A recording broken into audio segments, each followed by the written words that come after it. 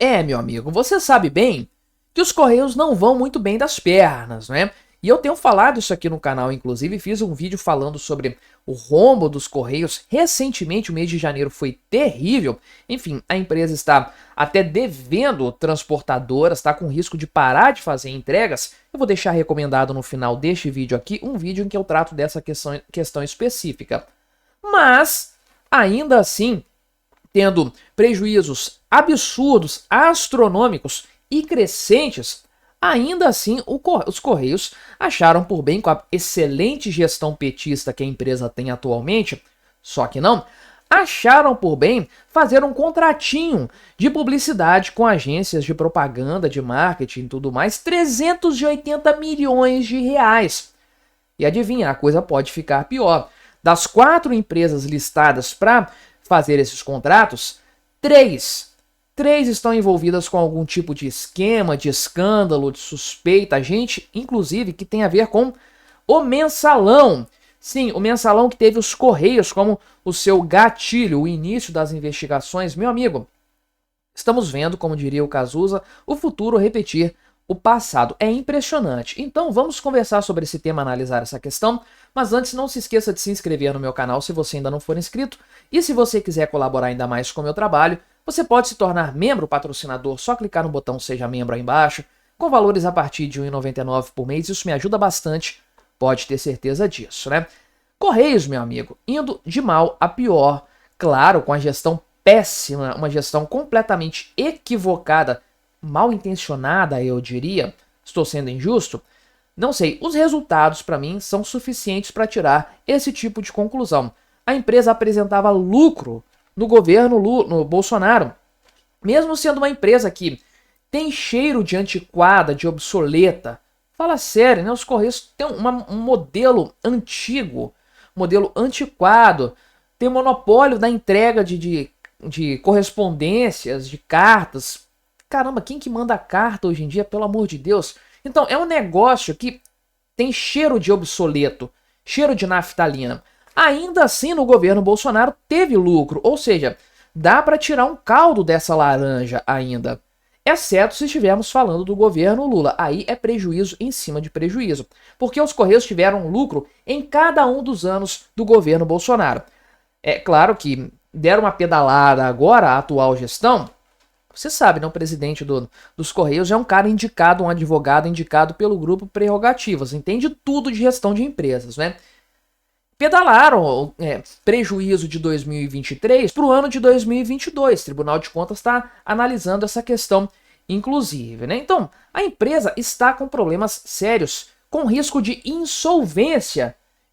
Já atrasou pagamento de funcionário, não pagou transportadoras. Até o momento que eu gravo esse vídeo, as transportadoras, mais de 30, estão precisando receber dinheiro dos Correios, ameaçando paralisar as entregas. Algumas já pararam, inclusive.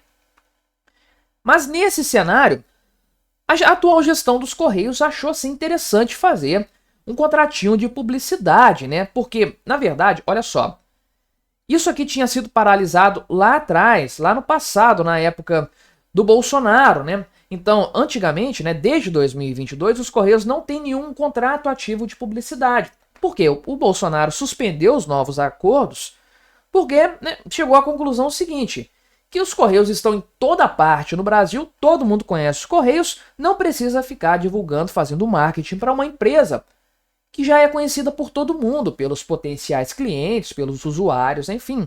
É uma empresa já consolidada, né? Só que é claro que o governo Lula não ia deixar isso continuar. É um absurdo não ter licitaçãozinha para marketing, para esse tipo de gasto, de investimento. Não dá, né, meu amigo? Temos que gastar dinheiro, temos que fazer as torneiras serem abertas novamente. Então, olha só, foi feita uma licitação que vai se encerrar agora no começo de abril, de 380 milhões de reais por ano, meu amigo. Isso aqui é por ano, com publicidade. Uma empresa, né, que tem aqui um rombo de 3,2 bilhões de reais no ano de 2024. Janeiro, 424 milhões de reais de rombo. Ainda assim, o pessoal acha que tem que investir em publicidade. Mas a coisa fica pior quando a gente olha as 4 agências finalistas. Na verdade, 3 delas, que são extremamente problemáticas, né? Então, as vencedoras foram essas aqui, as finalistas, né? Calix Comunicação e Publicidade Limitada, Filadélfia S.A., Push Comunicação Limitada e Jcom Comunicação e Publicidade Limitada. Essa aqui, ao que tudo indica, não tem nada, não tem nenhum escândalo, não tem nenhum probleminha não. Já as outras, bem, a gente não pode falar com tanta certeza assim. Pois bem, vamos olhar os problemas dessas empresas aqui, né? Essas três primeiras se envolveram no passado em escândalos de corrupção, de alguma forma, ligados ao próprio PT, não é de forma geral. Elas têm alguma ligação com o PT de alguma forma, né? Então, curiosamente, o pessoal aponta aqui, né, que essa aqui é a primeira fase da licitação, da análise aqui, né? Então, atualmente, a licitação está na fase de recursos das empresas que não conseguiram se classificar para essa fase. Então, né, a concorrência vai ganhar um novo prazo para a conclusão, caso passe tem algum recurso que prospere nessa etapa aqui, né? Agora, olha só. Nenhuma das maiores agências do Brasil que estavam inscritas nessa licitação conseguiu passar para a fase seguinte. Curioso, né? Olha só. Essa que está no primeiro lugar aqui, a Calix, ela foi fundada em 2003, é de Brasília, e o dono dela aqui é o cara conhecido como Marcelão. Ele foi assessor do ex-governador de Brasília, do Agnello Queiroz. Meu amigo, você lembra desse cara? Provavelmente do PT, obviamente, na época em que esse cara foi ali ele governador do Distrito Federal entre 2011 e 2015, né? Esse cara aqui, o Marcelão, perdeu o cargo depois que ele foi citado lá em 2012, porque ele estaria fazendo parte, de acordo com a Polícia Federal, da interceptação ilegal de e-mails de adversários políticos, né? Essa agência de publicidade já existia na época e já funcionava também, ele trabalhava nela mesmo sendo assessor naquela época ali, né? E de acordo com as investigações, esse Marcelão seria colaborador de uma pessoa ligada ao Carlinhos Cachoeira, faria parte da equipe ali, do grupo dele.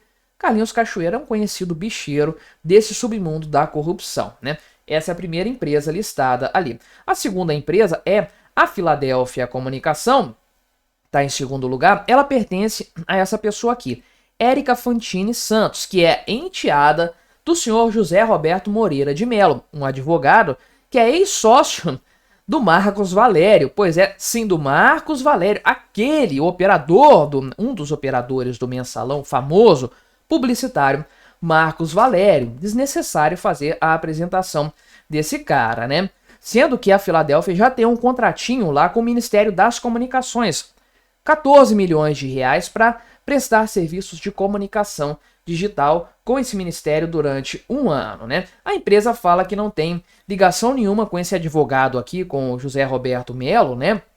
Que também esse cara respondeu uma condenação na Justiça Federal lá no Rio de Janeiro por causa de corrupção e lavagem de dinheiro do mensalão, envolvido também nesse esquema aqui do mensalão. Já a terceira colocada, a Push Comunicação, ela tem aqui um histórico de suposta ficha suja, porque o dono dela aqui é o Francisco Borges Simas, filho de Cláudio Diniz Simas, que foi condenado em 1999 por improbidade administrativa na época do David Capistrano, no governo paulista ali da prefeitura de Santos, o cara que ficou na virada do milênio ali sendo o prefeito da cidade naquela época. E esse Simas era dono da agência Sempre Propaganda, já naquela época envolvido com essa questão de marketing e tudo mais, né? Como era de se esperar, as agências negaram aí vínculos com atos de corrupção do passado e etc. aí, né? Pois bem, só que isso aqui ajuda a corroborar a nossa percepção de que o governo Lula não tá nem aí para a lucratividade da empresa, para a viabilidade, para a estabilidade dela.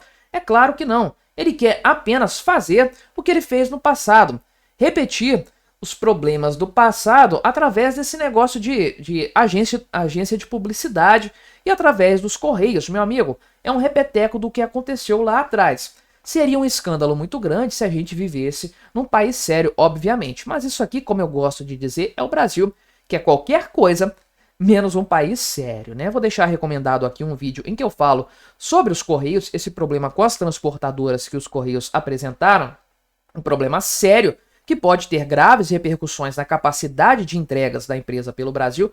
Para você continuar assistindo aqui no meu canal, não se esqueça de se inscrever por aqui se você ainda não for inscrito e até a próxima.